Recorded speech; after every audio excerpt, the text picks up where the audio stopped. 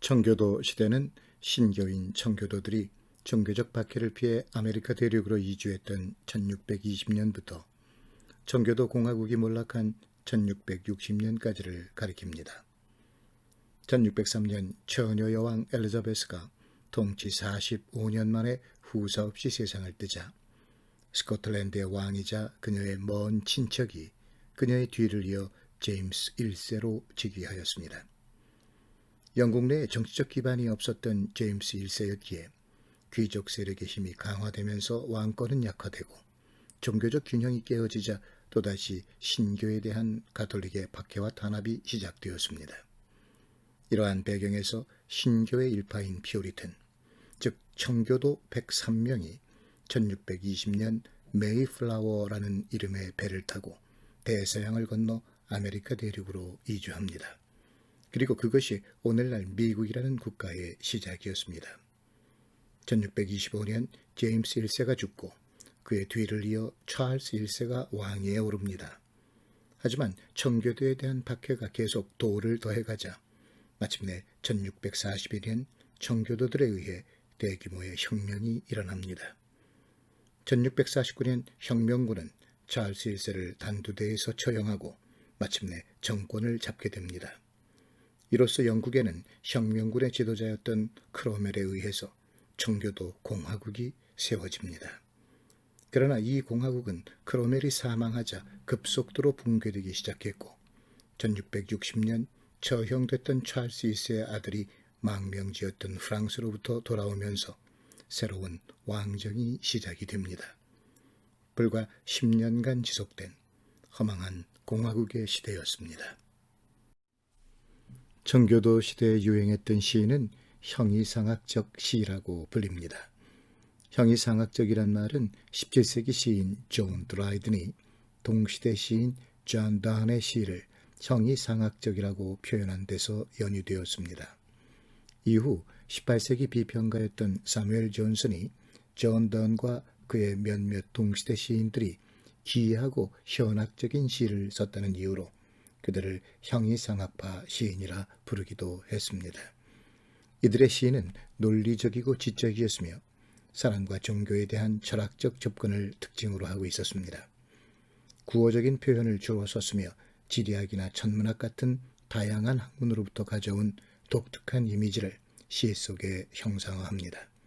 특히 전혀 유사성이 없는 이미지를 병치하여 시적 주제에 부합하는 새로운 의미를 창조하는 형이상학적 기상, Metaphysical Conceit라는 기법을 사용하기도 했습니다.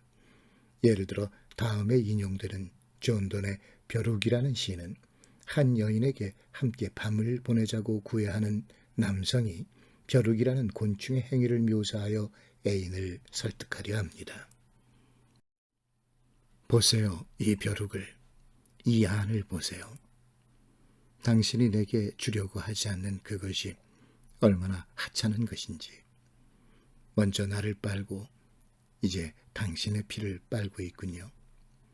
이 벼룩 안에서 우리 두 사람의 피가 섞이네요. 당신도 아시잖아요. 이건 절대로 죄도 수치도 순결의 상실이라고도 할 수 없어요. 벼룩은 구애도 하기 전에 질기고 하나가 된 두 사람의 피로 흡족하게 부풀어 올랐죠. 아, 우리가 하려는 것은 이것에 비하면 아무것도 아니랍니다. 하룻밤의 사랑과 벼룩이라는 전혀 유사성이 없는 이미지를 사용해 새로운 의미를 부여하는 형이상학적 기성이 사용된 대표적인 시라 할 수 있을 것입니다. 형이상학파의 대표 시인이었던 존 던은 남녀 간의 사랑과 연애를 그리는 시를 주로 썼지만 그는 또한 깊이 있는 종교시를 쓰기도 했습니다. 다음은 존 던이 열병을 앓으면서 썼던 병의 단계마다 드리는 기도문이라는 산문집에 실려있는 제17장 묵상에 나오는 유명한 구절입니다.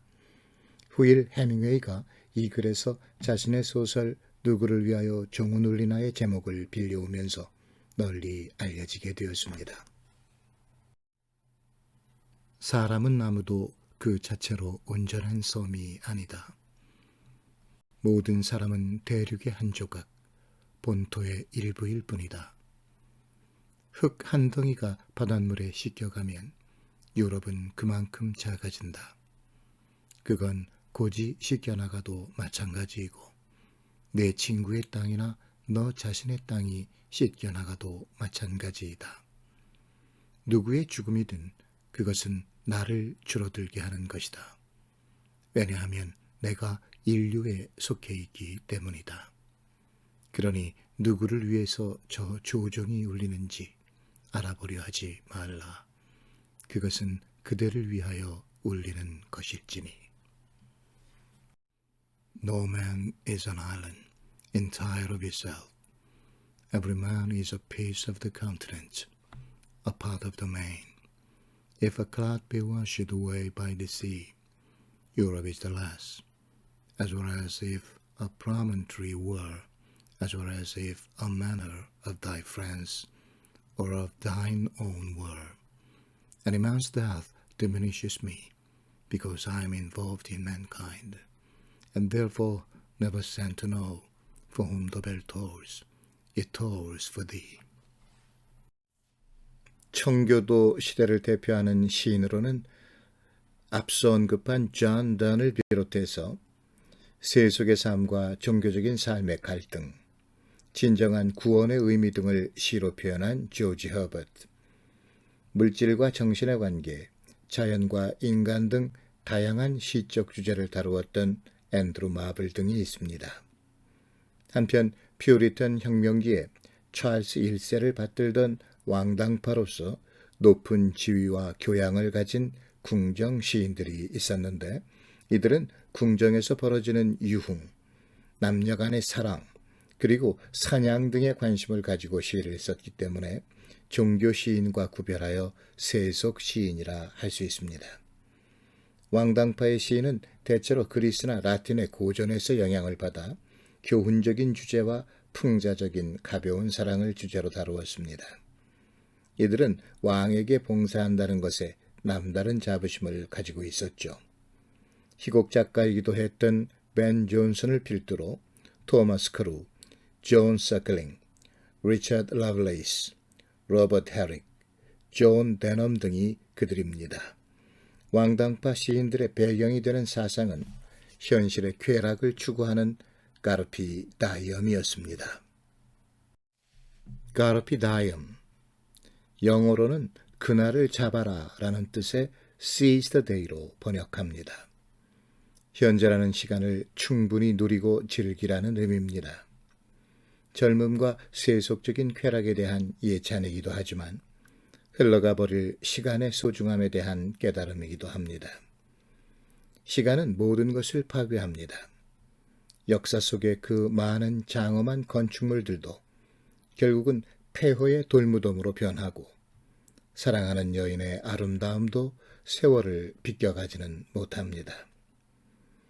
로빈 윌리엄스가 주연한 미국 영화 죽은 시인의 사회에서 고등학교에 새로 부임한 영어 선생님 존 키팅은 냉소적이고 산만한 학생들에게 한 편의 시를 읽게 합니다.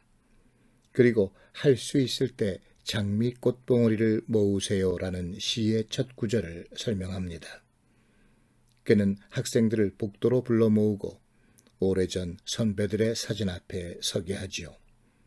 한때 그들과 똑같이 활력에 넘치고 젊었던 그 사진 속의 인물들을 가리키며 그는 세월의 흐름 속에 사라져버린 그들의 시간을 떠올립니다. 그렇듯 시간은 무자비하게 흐르는 것이니 지금의 이 시절을 소중히 하라고 가르칩니다. 다음에 영화 속의 그 시, 왕당파 시인 로버트 헤릭의 시를 소개합니다. 처녀들에게 시간을 소중히 하기를. 할 수 있을 동안 장미 봉오리를 모으세요. 시간은 항상 흘러가는 것. 오늘 미소를 머금고 있는 바로 이 꽃도 내일이면 지게 될 겁니다. 하늘에 눈부시게 아름다운 등불 태양도 높이 오르면 오를수록 그만큼 더 빨리 그의 운행은 진행이 되어 일몰에 더 가까워지지요. 처음에 오는 그 시절이 가장 좋은 것이에요. 젊음과 피가 한결 따뜻한 그때. 그러나 일단 소진되면 더 나쁘고 가장 나쁜 시절이 계속하여 잇따르게 됩니다. 그러니 수줍어하지 말고 시간을 소중히 하세요. 그리고 할 수 있는 때 결혼하세요. 왜냐하면 일단 한창 때를 놓쳐버리게 되면 영원히 지체하게 되기 때문이죠. To the virgins, to make much of time. Gather your rosebuds while you may. All time is still a-flying, and this same flower that smiles today, tomorrow will be dying. The glorious lamp of heaven, the sun, the higher he is a-getting, the sooner will his race be run, and nearer he is to setting. That age is best which is the first, when youth and blood are warmer. But being spent, the worse and worse times still succeed the former. Then be not coy, but use your time, and while you may, go marry. For having lost but once your prime, you may forever tarry. 청교도 시대의 사상을 가장 잘 표현한 작가는 존 밀턴이었습니다. 그는 퓨리탄 공화국을 열렬히 지지하였는데 청교도적 기독교의 교리에 충실하면서도 르네상스의 인본주의적 사상을 지니고 있어서 그를 가리켜 기독교적 인본주의자, 크리스천 휴머니스트라고 부르기도 합니다. 그는 전원 시인 랄레그로 행복한 사람, 일방세로서 우울한 사람, 그리고 친구의 죽음을 애도했던 리시다스 같은 시를 남기기도 했습니다. 밀턴의 대표작인 신라권 패러다이스 로스트는 12권의 책으로 구성되었으며 신과 인간 사이의 관계를 탐색한 방대한 대작이었습니다. 그는 신의 섭리에 대해 절대적인 믿음을 가지고 있으면서도 만일 전능한 신이 존재한다면 왜 이 세상이 악으로 가득 차고 그 가운데 인간은 왜 이렇듯 고통을 당해야 하는지에 대해 인간적인 고뇌를 품고 있었던 것입니다. 현대의 독자들은 주인공인 아담보다는 신에게 도전한 사탄에게 더 매력을 느끼게 되는데 사탄이 너무도 비극적이고 영웅적인 저항의 화신으로 그려지고 있기 때문입니다. 밀턴의 취지와는 달리 사탄은 신의 정의와 처벌에서 벗어나지 못하는 인간들이 간절히 추구하는 자유로운 정신을 구현하고 있는 것으로 간주되기도 합니다. 한편 존 버니어는 청교도 문학의 대표적인 산문 작가로 철로 역정의 저자이기도 합니다. 철로 역정이라는 우리말 제목은 1895년 캐나다 선교사이자 장로교 목사인 제임스 게일이 작품을 직접 번역한 당시에 붙인 제목입니다. 당시 외래 문학들은 중국어나 일본어 원고를 번역하여 소개되었지만 철로 역정은 영어 원고를 번역했으며 한국의 첫 번역 소설이라는 의미를 갖고 있습니다. 한국의 첫 번역 소설이 캐나다 목사에 의해서 이루어졌다는 사실은 참으로 흥미롭다 하겠습니다.